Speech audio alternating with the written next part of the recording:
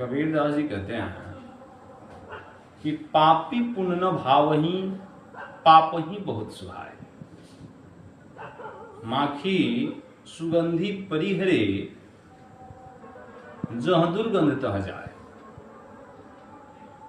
कहने का अर्थ है कि पापी पुण्य न भावही, पापी व्यक्ति को पुण्य काम अच्छा नहीं लगता है, अच्छा काम उसको अच्छा नहीं लगता है।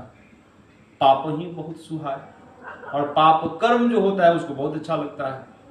ठीक उस मक्खी की तरह जो सुगंधित चीज पर नहीं बैठती है, सुगंधित वस्तु पर नहीं बैठती है, वह जब वो बैठेगी तो दुर्गंध वाला वस्तु होगा उसी पर जाके बैठेगी। माखी सुगंधी परिहरे, जह दुर्गंध तह जाए। तो दुष्ट व्यक्ति जो होता है, पापी व्यक्ति जो होता है, वह ठीक मक्खी की तरह